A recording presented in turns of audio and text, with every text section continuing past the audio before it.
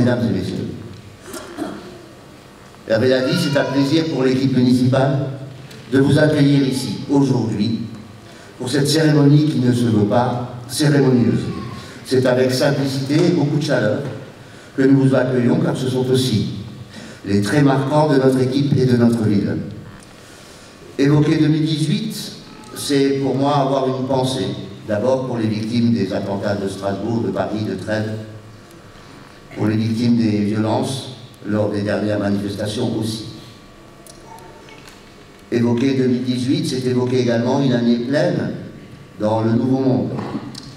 Une start-up nation disruptive, comme on dit dans les médias et au gouvernement. Un monde où notre président a tout concentré et centralisé autour de lui, par le biais des préfets notamment. Un monde où ses mots et ses actes lui reviennent parfois comme un boomerang. 100 € de plus pour le SMIC, ces mots sont une imposture. Comme pointer les 0,7% de chômeurs qui fraudent pour ne plus parler du chômage.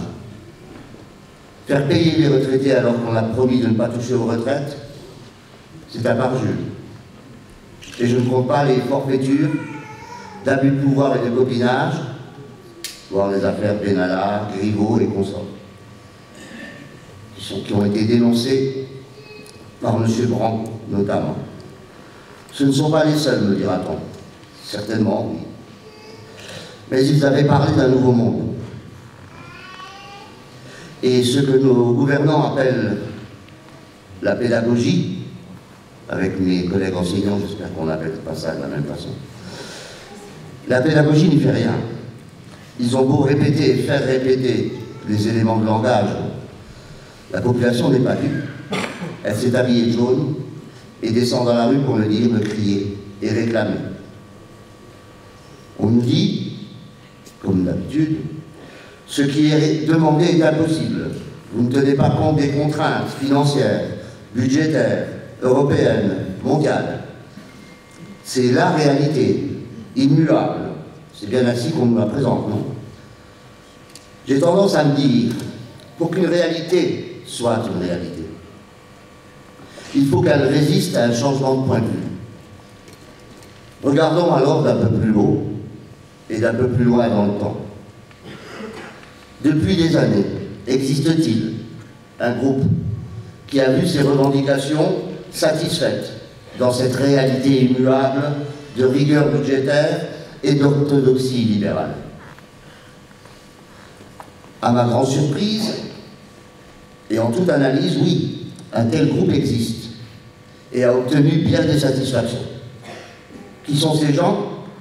Eh bien, ce sont ceux qui réclamaient le CICE pour créer 1 million d'emplois, la suppression de l'ISF, la flat tax et le droit à l'évasion fiscale. Pardon, on dit l'optimisation fiscale, à ce qui paraît. Le ruissellement des richesses, il est pour eux. Qu'il s'agisse des services publics, des régimes sociaux, de la dette même, la stratégie de l'État, c'est d'affamer la bête, comme on dit, en diminuant le service public, en épuisant les régimes sociaux et en privatisant notre patrimoine public qui est garant de notre aide. À Knutange, nous le vivons au quotidien, au moment où une fermeture de classe s'annonce en maternelle, où l'on cherche à vider le bureau de poste, où une présence plus importante de la police nationale est réclamée depuis des années. Beaucoup des cyniques, des feignants, des réfractaires, des gens qui ne sont rien, des derniers de cordée, n'admettent plus cette logique-là.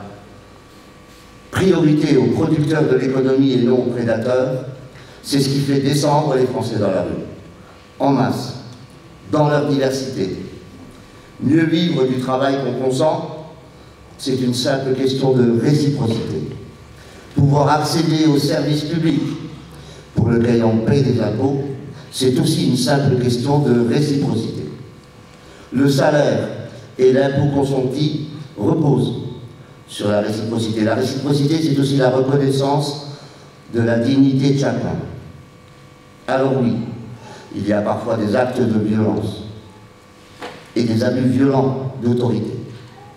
Qu'ils soient sanctionnés. A-t-on besoin pour cela de dériver dans la loi d'exception? a aussi dans ce mouvement des idées extrémistes, contraires à la solidarité qu'on peut constater parmi les Gilets jaunes. Et même un désir de remise en cause de certaines lois dont le débat a été tranché. Mariage pour tous, ou peine de mort. Nous ne pouvons accepter l'idée même de tel recul. Il saperait l'unité de notre nation et la philosophie de notre République. C'est à nous tous de servir de relais pour que le mouvement s'affirme dans ses revendications premières, salaire, service public, justice fiscale, sociale et écologique. Avec d'autres membres de l'équipe municipale, nous sommes allés discuter avec les Gilets jaunes. Et nous ouvrons en mairie, non pas un cahier de doléances, mais un cahier de revendications, car les mots sont importants. Donc si ce n'est déjà fait, j'invite les Knutangeoises et les Knutangeois à venir s'exprimer dans ce cahier. Face à la grogne, nos gouvernants consentent au dialogue. Mais le président l'a dit avant même le début du mouvement et pendant le mouvement.